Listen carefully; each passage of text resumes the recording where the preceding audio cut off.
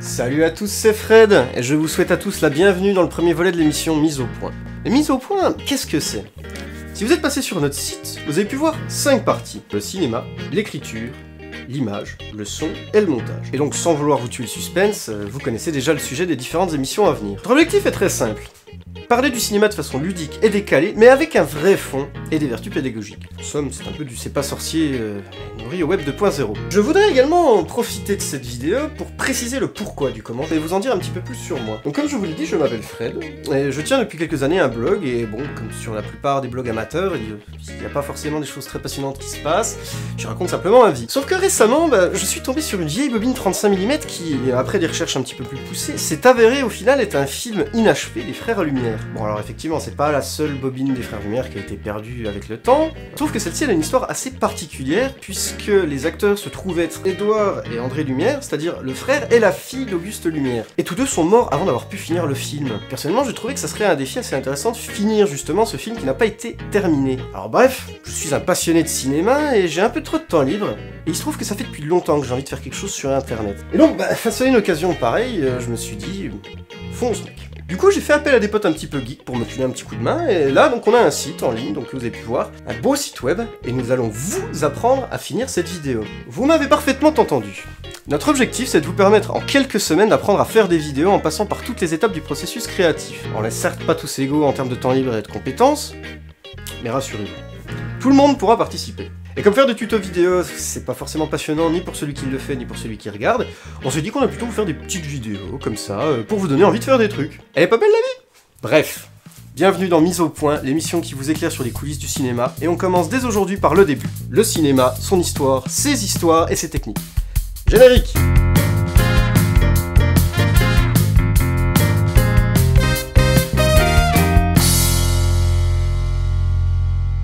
Nous sommes à Paris, le 28 décembre 1895, dans le sous-sol du Grand Café où le cinématographe Lumière donne ses premières représentations publiques. Sur la toile tendue au beau milieu du salon indien vient s'inscrire l'image photogénique, plus vraie que nature, d'un bébé et de ses parents derrière une table dressée en plein air.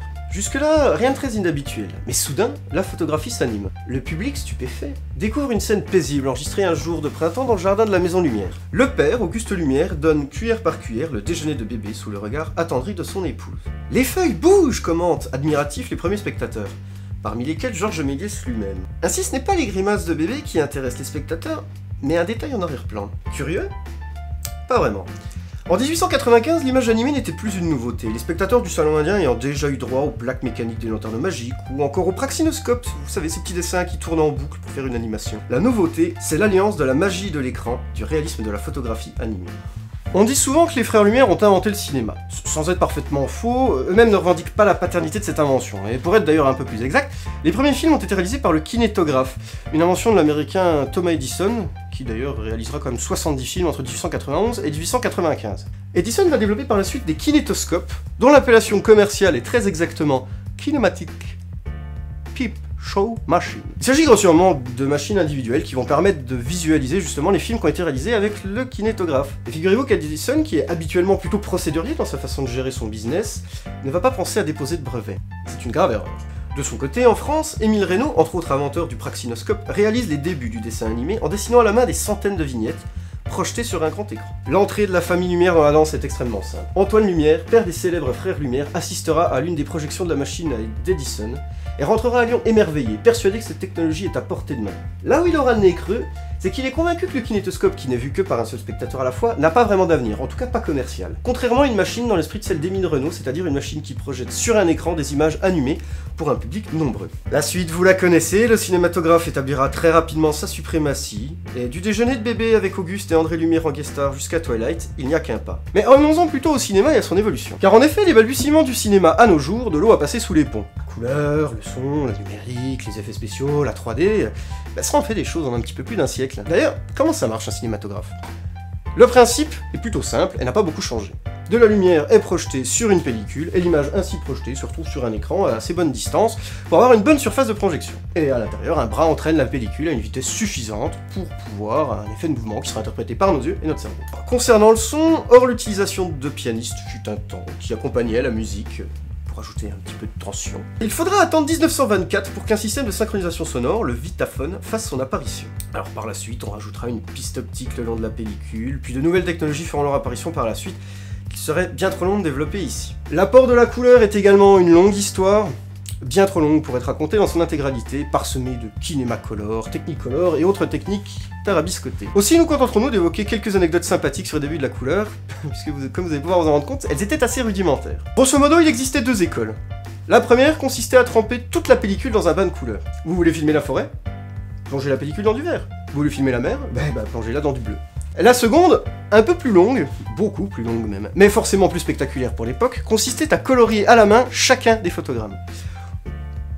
Je vous laisse imaginer la quantité de travail, même pour des toutes petites bobines.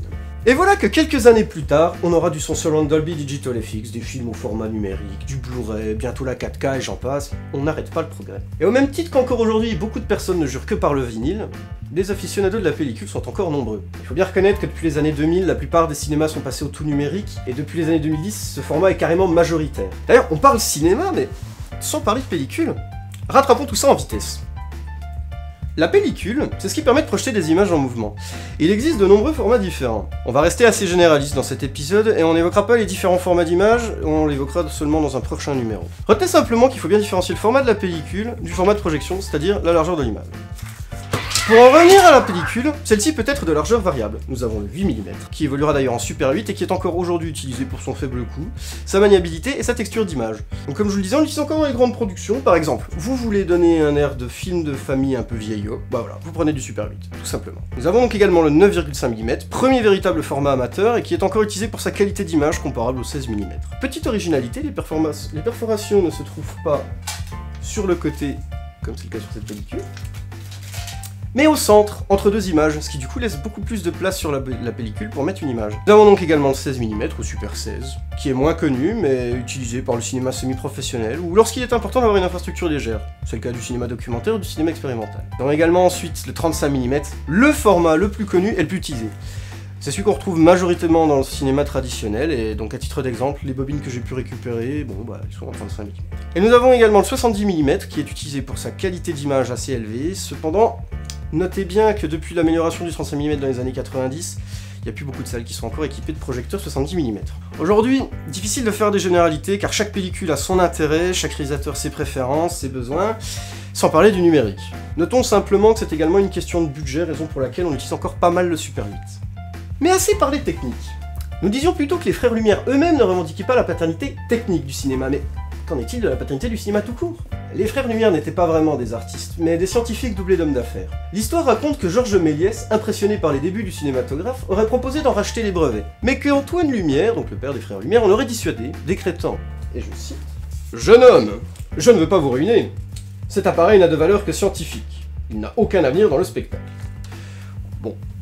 Vu le poids aujourd'hui de l'industrie cinématographique, je pense qu'on peut lui décerner facilement le César du manque de clairvoyance. Mais qui est ce Méliès que j'évoque déjà pour la deuxième fois? Il s'agit de l'un des créateurs des premiers trucages du cinéma et le constructeur du premier studio de cinéma en France. A l'inverse des frères Lumière qui eux tournent des scènes de la vie quotidienne pas forcément très intéressantes, il va rapidement exprimer son âme d'artiste. Et il va créer de courtes fictions en cherchant à innover. Le cinéma, jusqu'ici limité à des plans séquences de l'ordre de la minute, va se faire ici beaucoup plus novateur. L'anecdote raconte qu'alors qu'il filmait un omnibus, la manivelle se serait bloquée. Et qu'au démarrage de la machine, eh bien, ce ne serait plus un omnibus, mais un corbillard qui serait à l'écran. Cet arrêt de la caméra va lui donner des idées, et l'arrêt de la caméra, ainsi que le cinéma en plusieurs plans, va devenir son fonds de commerce. Et il décida d'exploiter, et je cite à nouveau, « le cinéma dans sa voie théâtrale spectaculaire ». Ça en jette, hein. Vous avez probablement déjà vu cette scène célèbre où la lune a un visage, et qu'elle reçoit un obus dans l'œil, non? Eh bien, c'était Méliès. D'ailleurs, pas mal en avance sur son temps, puisque ça date de 1902. Je voudrais également vous parler d'Alice Guy.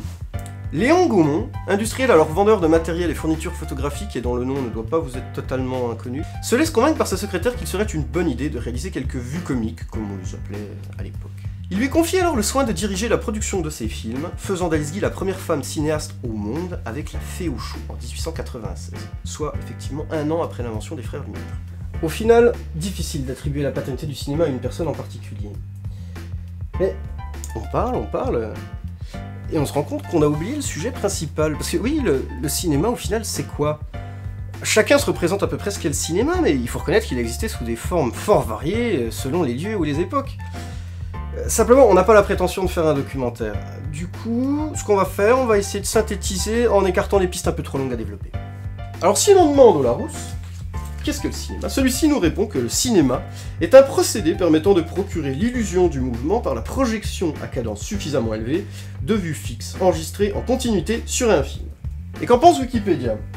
Eh bien Wikipédia se révèle être un petit peu plus bavard et nous dit que l'art cinématographique se caractérise par le spectacle proposé au public sous la forme d'un film, c'est-à-dire d'un récit fictionnel ou documentaire véhiculé par un support qui est enregistré, puis lu par un mécanisme continu ou intermittent, qui crée l'illusion d'images en mouvement ou par un enregistrement et une lecture continue de données informatiques. C'est palpitant, n'est-ce pas? Faisons simple. Déjà à l'aube des années 20, on pouvait séparer le cinéma en deux grandes catégories. La première, c'est la grande production commerciale, où l'importance réside surtout dans le récit, la narration, la forme, et dont le représentant le plus caractéristique est Louis Feuillade. La seconde, que l'on commence déjà à l'époque à appeler l'avant-garde, est soucieuse de l'art pour l'art, de photogénie, de prouesse formelle, au détriment du scénario, considéré plutôt comme un matériau négligeable, et dont le fil de chef s'appelle Louis Deluc. Si aujourd'hui les choses ont pas mal changé, on peut quand même scinder les films en deux grandes catégories, qu'il s'agisse ou non de films français. Une grande partie du public s'est détournée de ces films dits d'avant-garde, qualifiant expéditivement le film documentaire d'ethnologie ennuyeuse, le dessin animé de friandises enfantines, le court-métrage de caprice d'auteur en quête de reconnaissance, ou le film d'auteur d'onanisme intellectuel. Et il ne faut pas oublier que c'est grâce à eux, au final, que le cinéma est ce qu'il est aujourd'hui. Ces conventions de durée, de forme, de mouvement, de rythme, ces innovations techniques et technologiques sont là car un jour, certains ont voulu aller plus loin que les conventions de l'époque. Au passage, je voudrais en profiter pour dire que si l'industrie hollywoodienne est aujourd'hui pas mal responsable de la sclérose qui touche le cinéma, surtout en termes de manque d'innovation, ce qui touche pas mal le scénario d'ailleurs, ça n'a pas toujours été le cas. Figurez-vous que dans les années 30, au lieu d'engranger les dollars avec facilité comme ils le font maintenant, Hollywood prenait des risques et investissait dans des films documentaires ou policiers qui étaient d'ailleurs le reflet d'une Amérique en crise. Hollywood n'a d'ailleurs pas toujours été le mal incarné, vous saurez désormais. Le temps passe, le temps passe. Au final, je pense qu'il est l'heure de clore ce chapitre avant de passer dans la terrible cour des courts-métrages. Alors le cinéma, au final, qu'en dire? Le 7e art est aujourd'hui universel, présent dans presque tous les pays du monde. Langage universel, le cinéma n'en est pas pour autant langage uniforme. Né d'autres cultures, d'autres besoins, les films d'Asie, d'Afrique ou d'Amérique latine demeurent irréductibles au seul critère des spectateurs occidentaux. De nombreux trésors nous échappent de par la barrière culturelle et les avancées à la fois dans le fond et la forme ont été spectaculaires. Et si aujourd'hui nous avons droit à de nombreux genres et sous-genres de films, d'ailleurs plus que je ne peux en compter sur les doigts de mes deux mains et qu'on arrive bientôt à la 4K pour tous, dites-vous bien que le premier western date de 1903, que les premiers Oscars datent de 1929, et que le premier film réalisé entièrement en images de synthèse fête seulement ses 20 ans cette année. Si aujourd'hui la course folle du cinéma semble avoir laissé place à une marche paisible, dites-vous que le monde attend son prochain bouleversement cinématographique. Vous, peut-être? Cette première émission de mise au point consacrée au cinéma est désormais terminée. J'espère qu'elle vous aura plu, et si vous avez appris ne serait-ce qu'une chose, eh bien, nos efforts n'auront pas été vains. On vous donne rendez-vous très bientôt pour la seconde émission qui sera consacrée à l'écriture et qui englobera des sujets tels que la narration, les scénarios ou les personnages, et qui, on l'espère, vous mettra des étoiles dans les yeux et des idées plein la tête. D'ici là, eh bien, n'hésitez pas à vous rendre sur notre site ou à vous abonner si vous en voulez plus et vous voulez être certain de rien manquer. Et bien entendu, n'hésitez pas à laisser un avis, qu'il soit positif ou négatif. En attendant, portez-vous bien et à très bientôt. Coupez!